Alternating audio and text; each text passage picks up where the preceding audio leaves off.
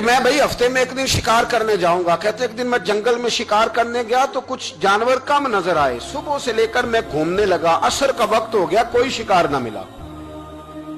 اب میرے دل کے اندر یہ ڈر تھا کہ اگر مغرب مجھے یہیں ہو گئی تو مجھے کوئی درندہ, کوئی جانور پریشان کرے گا. اسی پریشانی کے عالم میں دائیں بائیں دیکھ رہا تھا کہ ہرنی کا ایک بچہ مجھے نظر آیا. میں نے جھٹ سے وہ ہرنی کا بچہ ہی اٹھا لیا کہ آج یہی شکار کروں گا. کہتے ہیں میں نے اسے گھوڑے کے آگے رکھا, اپنے آگے گردن کی جانب, اور میں نے گھوڑے کی لگامیں اس تیزی سے گھمائی کہ سر پٹ گھوڑا دوڑایا تاکہ مغرب سے قبل میں شہر میں پہنچ جاؤں, یہ جنگل کا علاقہ گزر جائے. کہتے ہیں میں بڑی گرمی تھی, بڑی پیاس لگی, پر پانی نہ پیا نہ گھوڑے کو پلایا. سر پٹ دوڑایا اس ڈر سے کہ کہیں ایسا نہ ہو کہ میں جنگل میں مجھے شام ہو جائے. کہتے ہیں جب میں شہر سے باہر پہنچ گیا تو مغرب کا وقت بھی شروع ہو گیا. کہتے ہیں ابھی میں پہنچا ہی تھا, میں نے وہاں گھوڑے کو روکا, خود بھی پانی پیا, جانور کو بھی پلایا. کہتے ہیں ذرا میں نے آنکھ اٹھا کے دیکھا تو جس ہرنی کا میں بچہ لایا تھا وہ بھی دوڑتی ہوئی میرے پیچھے آ گئی. کہتے ہیں وہ پیچھے میرے کھڑی ہے, پتہ نہیں کہاں سے بیچاری دوڑی. میرا تو گھوڑا تھا اور میں نے تو سانس بھی نہیں لیا. 1.5 گھنٹہ 2 گھنٹے میں بھگاتا لایا اس جلدی میں کہ باہر آنا ہے. کہتے ہیں پلٹ کے دیکھا تو اس کی سانس پھولی ہوئی ہرنی کی اور للچائی نظروں سے مجھے دیکھ رہی ہے. دل کے ایک کونے سے آواز آئی کہ آج تو 2 شکار ہو گئے. بچہ تو پکڑا ہی, اس کی ماں کو بھی قابو کرتا ہوں تاکہ ڈبل شکار ہاتھ آئے گا. کہتے ہیں پھر اندر سے میرا درد بولا, اندر سے میرا رحم بولا کہ ایک ماں اپنا بچہ لینے آئی ہے اور اس طرح تو اسے تکلیف نہیں دی جا سکتی کہ اسے بلیک میل کر کے ماں کو بھی رکھ لیا جائے. کہتے ہیں جب میں نے اس ہرنی کی طرف دیکھا تو اس کی نظروں میں سوال تھا, اس کی نظروں کے اندر سوال تھا, کچھ مانگ رہی تھی. کہتے ہیں میں نے اس بچے کی پشت پر ہاتھ پھیرا, پھر میں نے بچہ چھوڑ دیا. کہتے ہیں اس نے پہلے بچے کو بازوؤں میں لیا, پھر اپنی زبان سے اپنا بچہ چاٹنے لگی. کہتے ہیں پھر وہ جب جنگل کی طرف جانے لگی تو ایک دفعہ اس نے میری طرف دیکھا, دوسری دفعہ اس نے آسمان کی طرف دیکھا. زندگی میں مجھے اتنا سکون کبھی نہیں آیا تھا جتنا آج آیا. کہتے ہیں میں گھر گیا, عشاء کی نماز پڑھی, باوضو میں بستر پہ لیٹ گیا. لوگوں میرے نصیب دیکھو, مجھے مدینے والے محبوب کا دیدار نصیب ہوا. رسول کریم علیہ السلام میری خواب میں آئے, میں رونے لگا. گھر مہک اٹھا, پھول کھلنے لگے, خوشبوئیں بکھرنے لگی. امام راضی کہتے ہیں کہ سیدہ فاطمہ الزہرا رضی اللہ تعالی عنہ کے دونوں شہزادے حسنین کریمین بیمار ہو گئے تو سیدہ نے منت مانگی کہ بچوں کو شفا ہوگی تو 3 روزے رکھوں گی. شفا ہو گئی, روزے بھی رکھ لیے. اور جب مولا علی شیر خدا روزہ رکھنے کے لیے بیدار ہوئے, سیدہ فاطمہ الزہرا بیدار ہوئی تو امام حسن اور حسین بھی اٹھ گئے. 7-8 سال کی عمر. اماں جی ہم نے بھی رکھنا ہے. صبح کھجور اور دودھ سے روزہ رکھ لیا گیا. این افطاری کے وقت مولا علی کہتے ہیں فاقے چل رہے تھے, کہیں سے میں جون لایا تھوڑے سے. سیدہ فاطمہ الزہرا نے پیس کر روٹیاں پکائیں. وہ وقت جو بڑا مشکل ہوتا ہے افطار کا, کہتے ہیں اس وقت جب کھانے کے لیے بالکل ہاتھ آگے بڑھنے لگے اور امید تھی کہ ابھی سیدنا بلال اللہ اکبر کہیں گے تو روزہ کھلے گا, لیکن ابھی چند ہی منٹ رہتے تھے کہ دروازے پر ایک فقیر نے صدا دی. کہنے لگا سارے مدینے کے دروازے کھٹکھٹا آیا ہوں, قحط ہے, فاقہ ہے. اے رسول اللہ کے خاندان والو, میں یتیم ہوں. کسی نے بتایا ہے کہ اور کوئی دروازہ کھلے نہ کھلے, سیدہ کا دروازہ تیرے لیے ضرور کھلے گا. کیا یتیم کو روٹی ملے گی؟ تو حضرت مولا علی نے بچوں کی طرف دیکھا ہی تھا کہ امام حسن ساری روٹیاں جا کے دروازے پہ دے آئے. کھجور اور پانی سے افطار ہو گیا. صبح پھر کھجور اور دودھ سے روزہ رکھا. امام راضی کہتے ہیں این وہ وقت جب افطار کا ٹائم آیا تو پھر دروازے پہ کسی نے صدا دی. کہا رسول اللہ کے خاندان والوں, میں مسکین ہوں, رات سے روٹی کھائی ہے, نہ صبح کھا سکا نہ دوپہر. کسی نے بتایا ہے کہ اس دروازے سے خالی کوئی نہیں جاتا. امام حسن نے پھر سارا لنگر اٹھایا اور پھر جا کے دے دیا. تیسرا دن پھر ہوا. مجھے لگتا ہے کہ جب افطار کا ٹائم آیا ہوگا نا تو یہ خود ہی سارے دروازے پہ دیکھتے ہوں گے, یہ کوئی آیا نہیں لینے والا ابھی تک. لگتا ہے کہ نظریں دروازے پہ تھیں.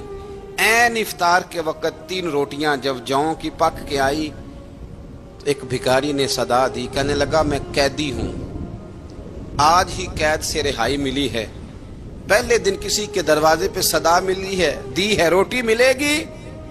امام حسن وہ کھانا دے کے واپس لوٹے، کھجور اور پانی سے افطار ہوا، اور جیسے ہی مسجد نبوی میں تینوں باپ بیٹا نماز پڑھنے گئے تو مولا علی کہتے مجھے بتانا نہیں پڑا، رسول کریم نے میری طرف دیکھ کے فرمایا علی تیرا، فاطمہ کا، حسن اور حسین کا تینوں دن والا عمل خدا کو بھی بڑا پسند آیا ہے اور محمد مصطفیٰ کو بھی بڑا پسند آیا، بڑا پسندیدہ عمل۔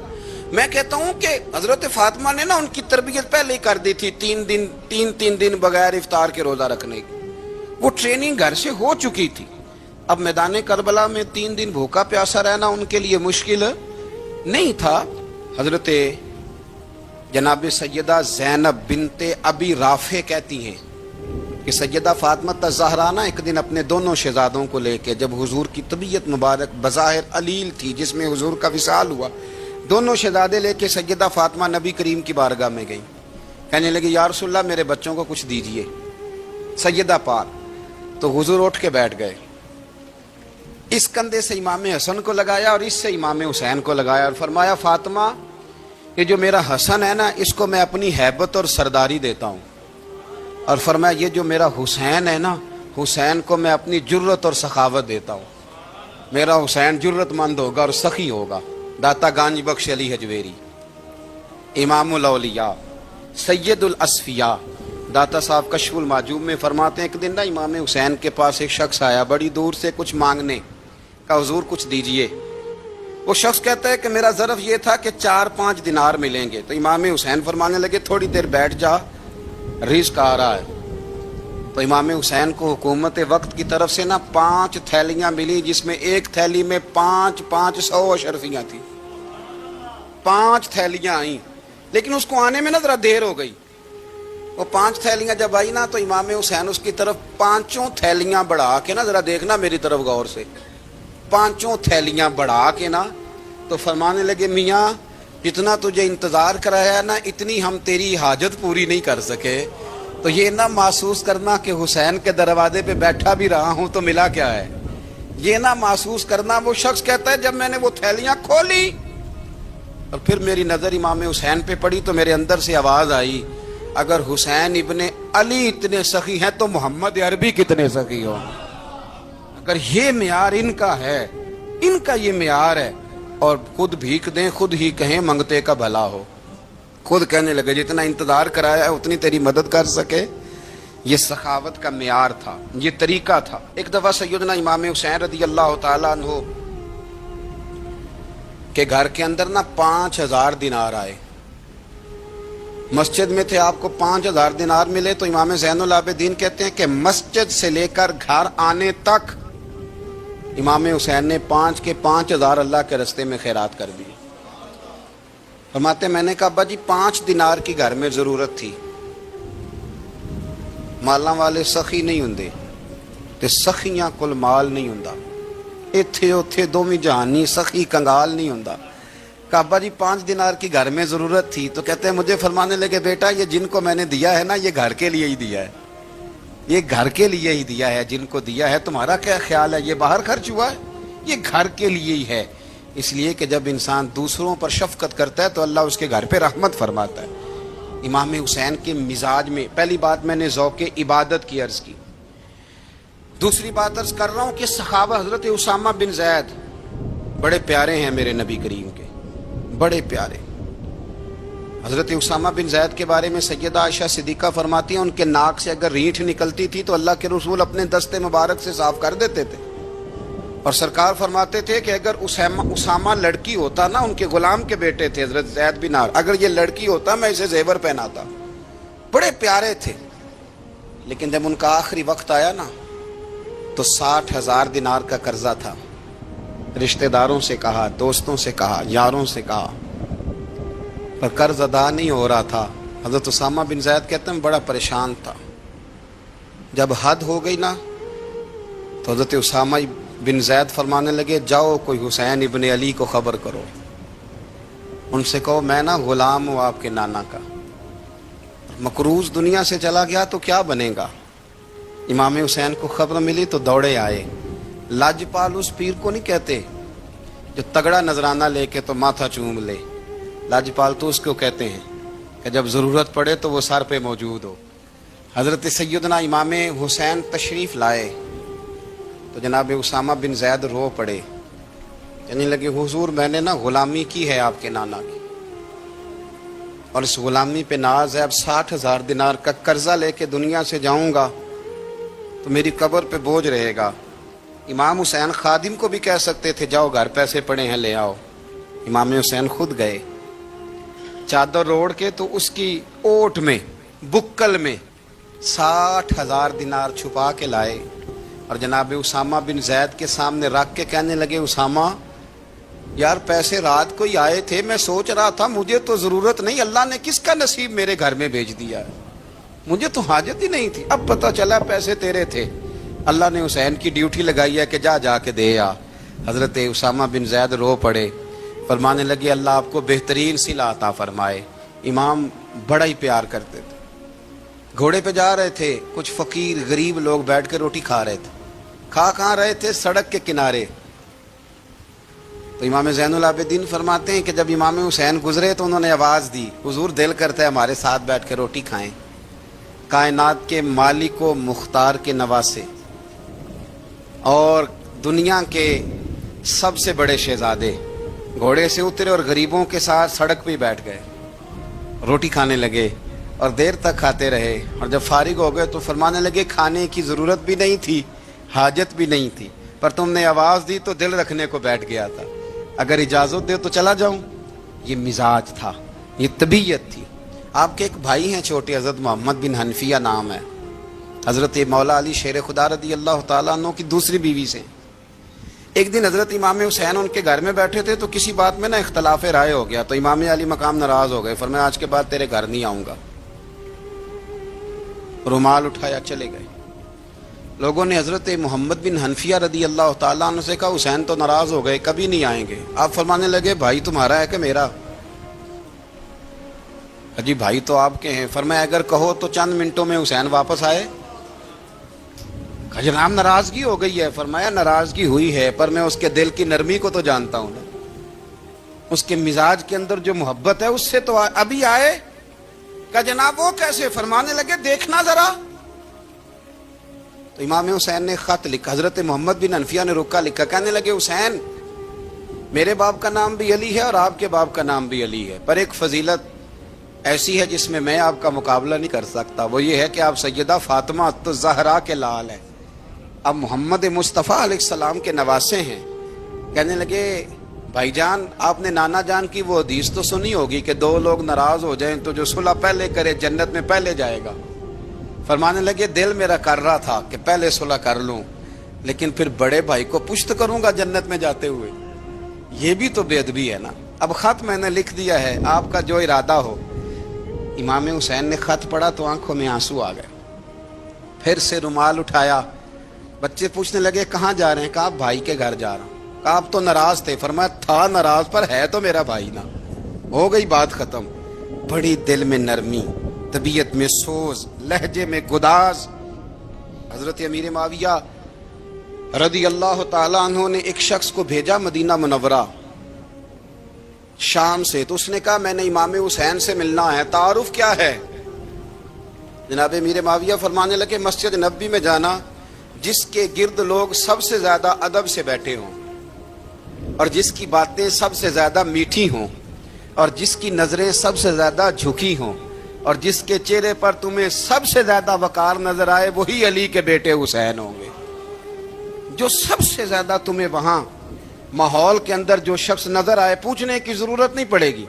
वो शख्स कहता मैं मदीने आया तो मैंने वाकई एक शख्स को देखा, शहद के गिर्द मक्खियों का इतना हुजूम नहीं होता जितना इमाम हुसैन के गिर्द रसूलुल्लाह के गुलामों का हुजूम था, लेकिन नजरें झुकी हुई, बातें मीठी, लहजा गुदाज गुदाज, लफ्जों में रानाई। और लोग कई बातें पूछते तो अली के साहबजादे एक आध जुमला बोलते तो लगता ये कि वो जुमला सीधा दिल में उतरता चला जाता है। इमाम अली मकाम के किरदार में ना कुछ बातें बड़ी ज्यादा थी, बहुत ज्यादा थी, बड़ा हुस्न था। एक बात तो ये थी इमाम हुसैन रदी अल्लाह ताला अन्हु का इल्म व फजल बड़ा कमाल का था।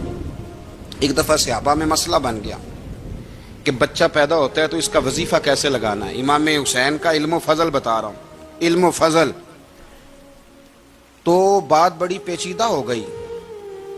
حضرت عبداللہ ابن زبیر کے پاس لوگ آئے, کہنے لگے کہ آپ بڑے صاحب علم و فضل ہیں, آپ نے حضور علیہ الصلوۃ والسلام کے ساتھ وقت گزارا ہے, تو مسئلے کو حل کریں کہ بچہ پیدا ہونے کے بعد حکومت اگر وظیفہ لگائے گی تو کب لگائے گی. جب بحث طول پکڑ گئی, مسئلہ حل نہیں ہوتا تھا, تو حضرت عبداللہ ابن زبیر کہنے لگے ہم سے نہیں حل ہوگا. ایک بندہ ہے جس کے سینے میں رسول اللہ صلی اللہ تعالی علیہ وسلم کے نور نبوت کا فیضان ہے, وہ یہ مسئلہ حل کریں گے. تو کہا وہ کون سے؟ آپ فرمانے لگے جب ہم سے مسائل حل نہیں ہوتے تو ہم ان کے علم سے فائدہ اٹھاتے ہیں. کہا کون ہے؟ کہا جناب امام حسین. تو لوگ حضرت امام حسین کے پاس گئے, کہ حضرت یہ ایک مسئلہ الجھ گیا ہے کہ بچہ پیدا ہو تو وظیفہ کب لگانا ہے. فرمایا الجھنے والی بات ہی کوئی نہیں, پیدا ہونے کے بعد جب وہ پہلی دفعہ آواز نکالے تو اس کا وظیفہ لگا دو. اس کا مطلب یہ ہے کہ وہ دنیا میں آ گیا ہے, اس نے اپنے آنے کا اظہار کر دیا ہے, اعلان کر دیا ہے, اب اس کا وظیفہ لگا دو. تو اس پر پھر صحابہ کا اتفاق ہو گیا. امام حسین کے علم سے, فضل سے لوگ فیض اٹھاتے تھے. حضرت سیدنا امام حسین کی شہادت کے بعد حضرت عبداللہ ابن زبیر رضی اللہ تعالیٰ عنہ نے قاتلان حسین سے خطاب کیا اور فرمانے لگے اللہ کی قسم تم نے اس شخص کو شہید کیا ہے جو راتوں کو لمبے لمبے قیام کرتا تھا, اور تم نے اس شخص کو شہید کیا ہے جس سے میں دن میں جب بھی ملتا تھا تو وہ روزے سے ہوتا تھا. تم نے اس شخص کو شہید کیا جو قائم اللیل تھا, صائم الدہر تھا, اس شخص کو تم نے شہید کیا. آپ کو پتہ ہے کہ میدان کربلا میں جب 9 محرم کو ابن سعد نے امام حسین سے کہا کہ جنگ کرو اگر یزید کی بیعت نہیں کرنی, تو امام حسین نے فرمایا ایک رات کی مہلت دے دو, ایک رات کی مہلت دے دو. حضرت امام زین العابدین کہتے ہیں میں نے اپنے والد گرامی سے عرض کی کہ ابا جی آپ جہاد سے دور جانے والے تو ہیں نہیں, آپ تو جہاد سے پیار کرنے والے, اور یہ بھی پتہ ہے مجھے کہ یہ جنگ اب ہو کے رہے گی, تو ایک رات کی مہلت لینے کا معنی کیا ہے؟ بھئی کل بھی لڑنا ہے اور رات بھی لڑنا ہے, تو ابا جی ایک رات کی مہلت. تو سیدنا امام حسین رضی اللہ تعالیٰ عنہ فرمانے لگے بیٹا رات کی مہلت اس لیے لی ہے کہ میں آج رات کھل کے اپنے رب کی عبادت کر لوں, میں استغفار کر لوں, میں لمبے سجدے کروں. اور کہا زین العابدین تو جانتا ہے نا کہ مجھے نماز سے, تلاوت سے, دعا سے اور استغفار سے بڑا پیار ہے. رسول کریم علیہ السلام نے فرمایا, جامع ترمذی میں موجود ہے, فرمایا میں جا رہا ہوں پر تمہیں 2 بڑی بھاری بڑی وزنی چیزیں دے کے جا رہا ہوں. صحیح ستہ کی روایت, 2 وزنی چیزیں تمہارے بیچ چھوڑ کے جا رہا ہوں, اگر ان کو تھام کے رہو گے تو کبھی گمراہی تمہارے پاس نہیں آئے گی. یا رسول اللہ وہ کون کون سی؟ فرمایا ایک اللہ کی کتاب دے کے جا رہا ہوں اور دوسرا اپنا خاندان دے کے جا رہا ہوں. اگر اہل بیت نبوت کو تھامے رہو گے, ہمارے بزرگوں نے لکھا ہے کہ یہ جو حضور نے کتاب اللہ اور پھر اپنی اہل بیت کا تذکرہ فرمایا, تو اس کا مطلب یہ ہے کہ تھیوری دیکھنی ہوئی تو قرآن دیکھنا, اور پریکٹیکل دیکھنا ہوا تو علی اور فاطمہ کو دیکھنا, حسن اور حسین کو دیکھنا, ان کو دیکھنا. نبی کریم علیہ الصلوۃ والسلام کے اہل بیت منارہ نور ہیں, ان کی محبت, ان کا پیار. کیوں بھلا؟ اس لیے کہ یہ وہ خوبصورت لوگ ہیں جن کو خود میرے نبی پاک نے تراشا ہے. ان کی سیرت میں جتنے رنگ ہیں وہ رسول کریم نے خود بھرے ہیں. ان کی ایک ایک بات کا خیال نبی پاک نے رکھا ہے. حضور نے از خود انہیں اپنی صحبت عطا کی ہے. زیادہ دور نہیں تھا سیدہ فاطمہ کا گھر, مسجد نبوی کے ساتھ تھا. اللہ کے رسول دن میں 2 دفعہ جایا کرتے تھے. پھر بھی کبھی کبھی فرماتے فاطمہ میرا دل کرتا ہے آج میں رات تیرے گھر میں قیام کروں. تو سیدہ فاطمہ الزہرا فرماتی ہیں کہ آمنہ کے لال اس طرح بھی میرے گھر میں قیام کرتے تھے کہ حضور چارپائی پہ لیٹتے تھے تو ایک کندھے پہ امام حسن کا سر ہوتا تھا اور دوسرے پہ امام حسین کا سر اقدس ہوتا تھا. اور فرماتی ہیں رات کو کبھی حسنین کریمین دودھ مانگتے تو میں اٹھتی دودھ دینے کے لیے, تو حضور فرماتے لیٹ جاؤ آج میرے ساتھ سوئے ہیں تو دودھ بھی میں ہی پلاؤں گا. تو محبوب اٹھتے ان کے لیے دودھ لاتے برتن سے نکال کے. حضور نے انہیں وقت دیا اور پھر ان کی چھوٹی چھوٹی چیزوں کا خیال رکھا. صحیح بخاری میں موجود ہے.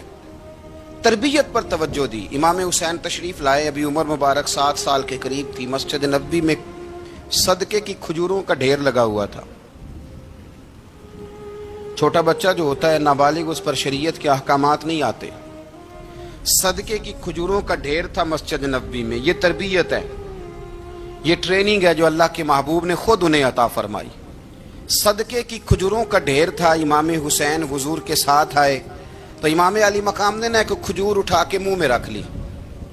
شارحین نے لکھا ہے لگتا یہ ہے کہ کئی دنوں کی بھوک تھی، کیونکہ یہ فاقہ اہل بیت کا بڑا محبوب ہے.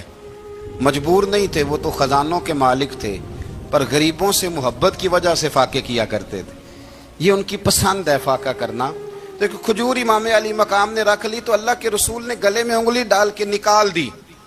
تو فرمایا حسین یہ صدقہ ہے، یہ میری اہل بیت کے لیے درست نہیں ہے. حضور نے خود تربیت کی. اور پھر سیدہ فاطمہ الزہرا نے اپنے بچوں کو تراشا، ان پر محنت کی. میں اکثر گزارش کرتا ہوں دوستوں سے، میں کہتا ہوں کربلا کا واقعہ کوئی حادثاتی نہیں ہے، اس کے پیچھے پوری ایک لاجک ہے، اس کے پیچھے پورا ایک فلسفہ ہے. ایسے ہی کوئی آدمی 3 دن بھوکا پیاسا رہ سکتا ہے؟ کسی آدمی کو صبح اس نے کھانا کھایا اور شام تک کھانا نہ ملے تو ٹانگیں کانپتی ہیں. رمضان المبارک میں عبادت کی نیت سے روزہ رکھنے والے بھی شام کو بڑے پریشان ہو جاتے، اور مسلسل 3 دن کھانا نہ کھایا جائے اور پانی نہ پیا جائے. اور حال یہ ہے کہ وہی آدمی تلوار لے کے میدان میں نکلے اور اس کی حالت یہ ہو کہ لوگ اس کے آگے دوڑنا شروع کر دیں. ہزاروں کی فوجیں تاب نہ لا سکے. علی کا گھر بھی وہ گھر ہے کہ جس گھر کا ہر ایک بچہ جسے دیکھو وہی شیر خدا معلوم ہوتا ہے. یہ کوئی آسان ہے؟ اس کے پیچھے پوری ایک اس کے پیچھے فلسفہ ہے. امام راضی کی تفسیر کبیر دیکھیے گا. حضرت امام حسین کی وہ شخصیت تھی کہ مشکات میں حدیث ہے، نبی پاک صلی اللہ تعالی علیہ وسلم کی چچی جناب ام فضل صبح صبح گھبرائی حضور کی بارگاہ میں آئیں. عرض کی یا رسول اللہ صلی اللہ علیہ وسلم آج میں نے عجیب خواب دیکھا ہے، میں ڈر گئی ہوں. حضور نے فرمایا چچی کیا دیکھا؟ عرض کی حضور میں نے کہا ہے کہ آپ کے وجود کا گوشت کا ایک ٹکڑا کٹ کے میری جھولی میں آ گیا ہے. حضور یہ کیا ہے؟ تو محبوب خواب سن کے مسکرائے، فرمایا چچی یہ پریشانی والا خواب نہیں، یہ تو خوشی والا خواب ہے. اللہ فاطمہ کو بیٹا عطا کرے گا اور وہ تیری گود میں کھیلا کرے گا. چونکہ وہ میرے وجود کا ٹکڑا ہوگا لہذا خواب تجھے یہ آئی ہے. تو امام حسین پیدا ہوئے، امام حسن کی عمر ابھی 11 مہینے تھی. تو نبی پاک نے امام حسین کو جناب ام فضل اپنی چچی کی گود میں دے دیا کہ فاطمہ کے لیے دونوں بچے سنبھالنا مشکل ہوگا.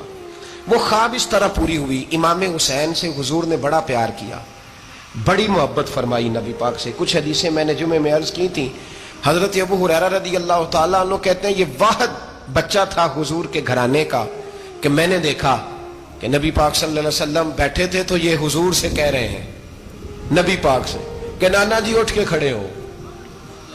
کہتے ہیں حضور کھڑے ہو گئے تو کہنے لگے میں نے آپ کے برابر جانا ہے. بچے جو مرضی ضد کر لیتے ہیں نا. قد چھوٹا تھا، عمر 7.5 سال تھی. کہنے لگے نانا میں نے برابر جانا ہے. تو نبی پاک صلی اللہ علیہ وسلم نے ہاتھ پکڑ لیے، فرمایا چل پھر ہو جا برابر. تو حضرت ابو ہریرہ کہتے ہیں انہوں نے حضور نے ہاتھ پکڑے، اوپر کھینچا تو امام حسین نے پہلے اپنے پیر حضور کے گھٹنوں پہ رکھے، پھر نبی پاک کے سینے پہ رکھے. اور جب ان کا قد سر تھوڑا سا حضور سے اونچا ہو گیا تو محبوب فرمانے لگے چل بس کر، تو نے تو کہا تھا آپ کے برابر ہونا ہے، تو اوپر نکل گیا ہے، چل بس کر. فرماتے پھر امام حسین نے زبان باہر نکالی تو محبوب ان کی زبان چوسنے لگے، پھر ساتھ لٹا لیا اور انہیں سونگھنے لگے. تو میں نے عرض کی حضور آپ حسین کو سونگتے کیوں ہیں؟ تو فرمایا ابو ہریرہ مجھے حسین کے وجود سے جنت کی خوشبو آتی ہے، مجھے حسین کے وجود سے جنت کی. ایک دن حضور گزر رہے تھے. اصل اس طرح تھا کہ یہ نبی پاک کا حجرہ تھا. جن لوگوں کو اللہ نے مدینے کی زیارت کرائی ہے وہ جان سکتے ہیں نبی پاک کا حجرہ تھا. تو حضور کے حجرے کی اس جانب یعنی مسجد کی جو بالکل سیدھ ہے اس کی بیک میں سیدہ فاطمہ رہتی تھی.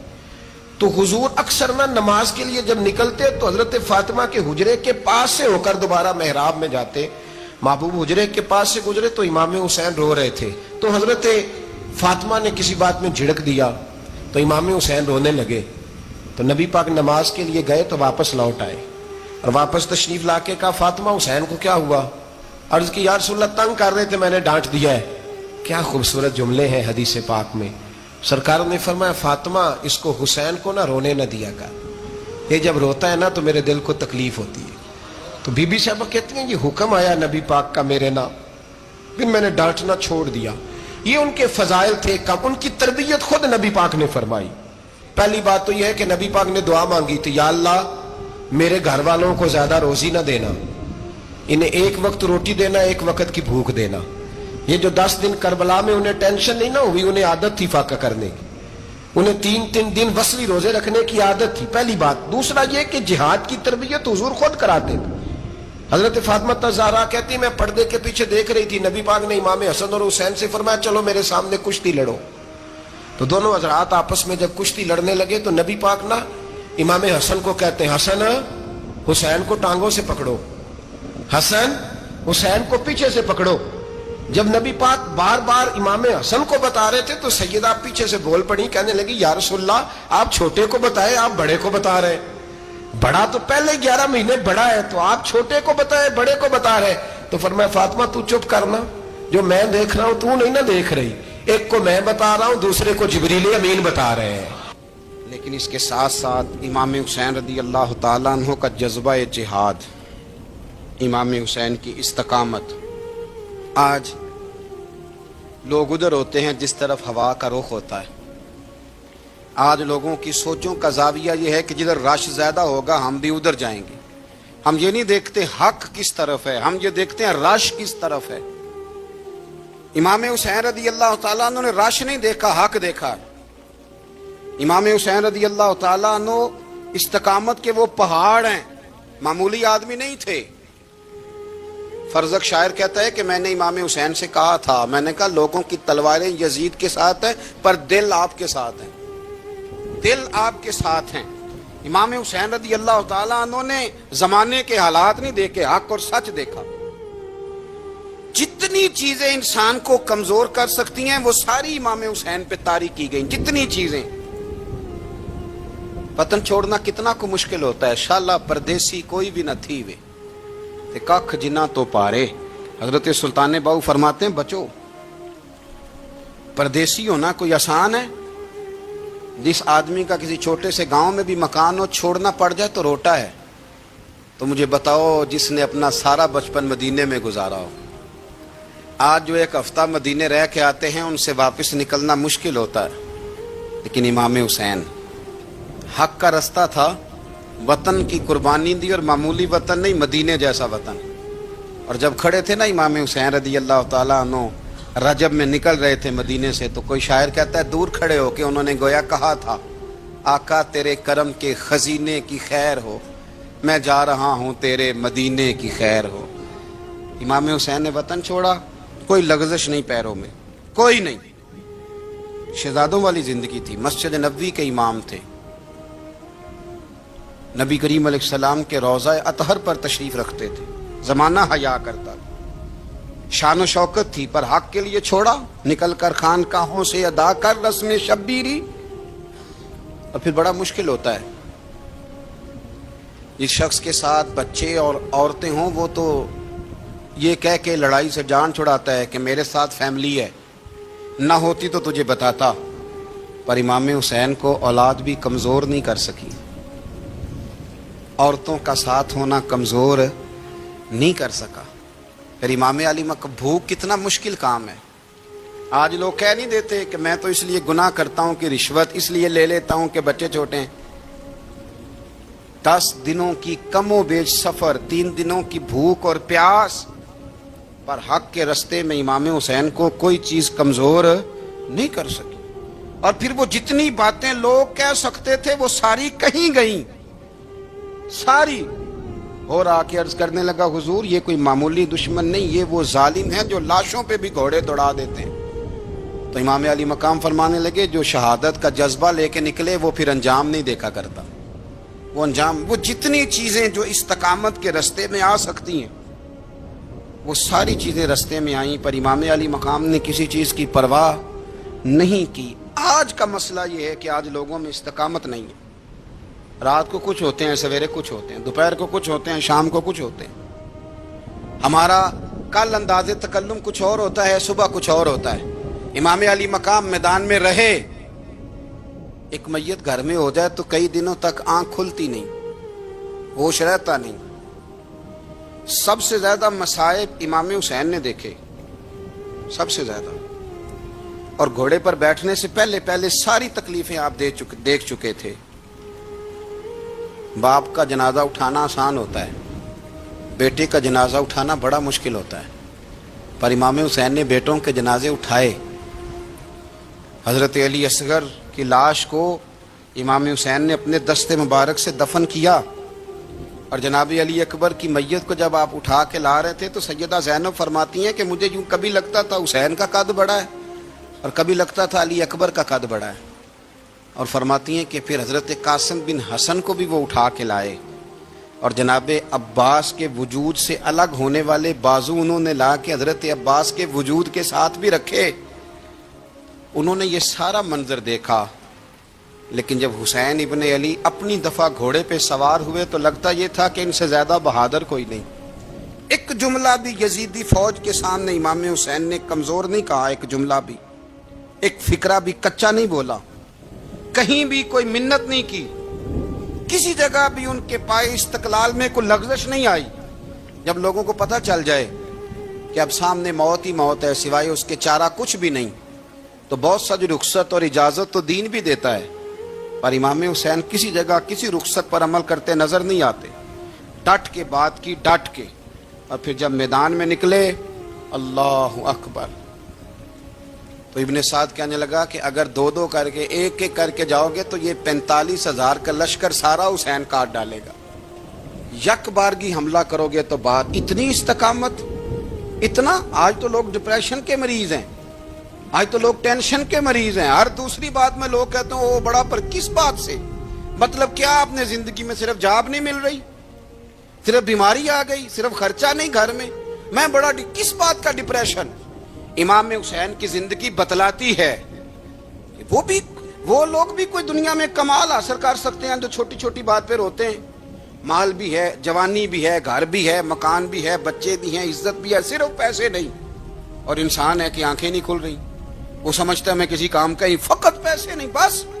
او خدا کے بندو، امام علی مقام نے فرمایا سارا کچھ لٹا کے بھی جو میدان میں کھڑا رہے اسے حسین ابن علی کہا جاتا ہے، اسے حسین ابن علی کہا جاتا ہے۔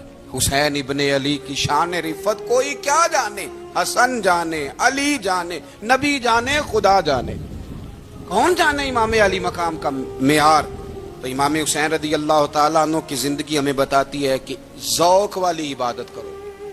امام حسین کی زندگی ہمیں بتاتی ہے کہ جب تم سخاوت کرو تو پھر اپنی حیثیت سے بڑھ کر کرو، اور امام حسین کی زندگی ہمیں بتاتی ہے کہ دل میں کسی کے لیے کوئی بات نہ رکھو، صلح کرنے میں پہل کرو، محبتیں کرنے میں آگے بڑھو۔ اور امام حسین کی زندگی ہمیں بتلاتی ہے کہ جب دنیا میں تم نے کچھ کرنا ہے تو پھر ڈٹنا بھی سیکھو، پھر کھڑے ہونا بھی سیکھو، یہ نہ دیکھو کہ حالات۔ امام حسین نے ایک دن بھی حکومت نہیں کی، یزید نے 4.5 سال کی، لیکن قیامت تک دلوں پہ حکومت امام حسین کی رہے گی، امام حسین کی رہے گی، اس لیے کہ ان میں استقامت تھی۔ امام حسین کے ساتھ اس وقت 72 لوگ تھے، لیکن آج کائنات کا ذرہ ذرہ امام حسین کے ساتھ ہے۔ اس کا مطلب ہے وقت لگتا ہے، نظریہ غالب آ ہی جایا کرتا ہے، تو استقامت والی زندگی گزاریں۔ حضرت عمر جب نعرہ لگاتے نا تو کیسر و کسرا کانپتے، سفیر آتے روم کے ملنے کے لیے تو کہتے جاؤ عمر نفل پڑھ رہے ہیں، ٹائم کوئی نہیں۔ ایک دن اندر میٹنگ ہو رہی تھی، حضرت عمر میٹنگ میں بیٹھے تھے، آپ کے بیٹے ملنے آئے عبداللہ ابن عمر، ابا جی اندر آ جاؤ، فرمایا دروازے پہ کھڑا ہو، میں ضروری بات کر رہا ہوں، اندر نہ آنا۔ جناب عبداللہ ابن عمر کہتے ہیں میں دروازے پہ کھڑا ہو گیا، تھوڑی دیر گزری تو امام حسین بھی آ گئے، ایک حدیث میں ایک روایت میں امام حسن کا لفظ بھی ہے، امام حسین آئے، آ کے عبداللہ ابن عمر سے کہنے لگے عمر فاروق اندر ہیں؟ تو کہا وہ اندر تو ہے، تو کہا آپ کیوں دروازے پہ کھڑے ہیں؟ کہنے لگے ابا جی نے کہا ہے یہاں انتظار کرو، میں کوئی ضروری بات کر رہا ہوں، لیکن شہزادے میرے لیے کہا ہے، میرے لیے آپ جانا چاہیں تو چلیں جائیں۔ امام حسین کہنے لگے امیر المومنین کوئی بات کر رہے ہوں گے، میں ظہر کے وقت مسجد میں مل لوں گا، ظہر کا ٹائم آئے گا نا تو میں مسجد میں مل لوں گا، یہ کہہ کے چلے گئے۔ حضرت عمر باہر آئے تو حضرت عبداللہ ابن عمر سے کہا کہ کوئی آیا تو نہیں؟ عرض کی حضور حسین ابن علی آئے، حسین ابن علی۔ تو کہا اندر کیوں نہیں بھیجا؟ کہا میں نے کہا تھا بے شک چلے جائیں، لیکن وہ کہہ رہے تھے کہ میں ظہر کے وقت مسجد میں مل لوں گا۔ تو سیدنا عمر فاروق فرمانے لگے عبداللہ تجھے تیری ماں روئے، حسین کو کیوں واپس بھیجا؟ پھر عمر دنیا داروں کے سامنے ڈٹنا، کھڑا ہونا عمر پہ ختم ہے، لیکن جو اندر کی بات ہے نا، روح کی، جو عقیدت کی بات ہے، جو وفا کا رشتہ ہے، اس کو کون سمجھے؟ یہ جو روح کی مجبوریاں ہیں، یہ جو وفا کی مجبوریاں ہیں، اسے لوگ کیا سمجھیں؟ انہیں کیا پتا کہ مرشد کے بیٹے کے پیر چومنے میں حسن کیا ہوتا ہے؟ انہیں کیا پتا کہ جب استاد کا بیٹا گھر میں آتا ہے تو دل کرتا ہے مکان بیچ کے اسے دے دیں، اس کے باپ کی نیکیاں بڑی ہیں۔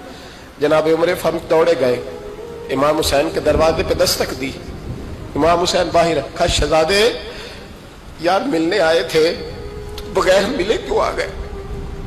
عرض کی کہ آپ مصروف تھے، آپ کے اپنے بیٹے بھی دروازے پہ کھڑے تھے، تو میں واپس آ گیا۔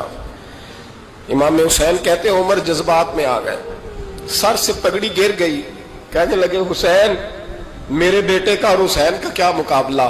کیا اس کی ماں کا نام فاطمہ الزہرا ہے؟ کیا اس کی نانی کا نام خدیجہ الکبریٰ ہے؟ کیا اس کے نانے کا نام محمد مصطفیٰ ہے؟ اور پھر سر سے پگڑی اتری تھی، اپنے بال زور سے پکڑ لیے، کہنے لگے حسین میں نا مکے میں اونٹ چرایا کرتا تھا اور ڈنڈوں سے مار کھاتا تھا اپنے باپ سے، یہ جو آج ساری دنیا میں عمر کے نعرے لگتے ہیں یہ تیرے نانے کا صدقہ ہے۔ شہزادے میری وفا اور میری وفا میں جب تیرا دل کرے نا دوڑ کے آ جایا کر۔ عمر تو لوگ، ایک دن امام حسین نے آگے نا جناب فاروق اعظم سے کہا، خطبہ دے رہے تھے بچوں کی طبیعت شروع میں، پتہ نہیں کیا بات آئی امام حسین کے دل میں، کہنے لگے عمر نیچے اترو، یہ میرے نانا کا ممبر ہے۔ تو حضرت سیدنا عمر، سنو کبھی میرا بھی بچہ آ جائے تو میں کہتا ہوں اس کو پکڑو یار، بچوں کو تو نہیں نا جمعوں میں مطلب ذکر کیا جاتا، اترنا میرے نانے کا ممبر ہے۔ جناب عمر اتر کے نیچے کھڑے ہو گئے، تو کہا جا کے اپنے نانے کے ممبر پہ بیٹھ۔ تو حضرت عمر رو پڑے، کہنے لگے شہزادے میرے نانے کا ممبر ہی کوئی نہیں ہے ہی نہیں، یہ ممبر یہ مصلی یہ تیرے نانے کی شان ہے، میرے نانے کا کوئی ممبر نہیں، تیرے ہی نانے کا ممبر ہے۔ تھوڑی دیر کھڑے رہے تو امام حسین کہنے لگے اچھا کوئی نہیں آپ کے نانے کا ممبر کا نہیں؟ کہا چلو پھر میرے نانے کے ممبر پہ بیٹھ جاؤ، چلو خیر ہے، کوئی نہیں آپ کے نانے کا؟ کہا نہیں، تو کہا کوئی نہیں پھر میرے نانے کے۔ جب حضرت عمر بیٹھے تو بڑا شاندار جملہ کہا، فرمانے لگے میں ممبر پر مرضی سے نہیں بیٹھا تھا، مجھے ابو بکر نے بٹھایا تھا، اور پھر حسین کے کہنے پہ میں اترا ہوں، اب مجھے حسین نے بٹھایا ہے، اب کسی کی جرت ہے تو عمر کو اتار کے دکھائے، اب میں حسین کا تیری نسل پاک میں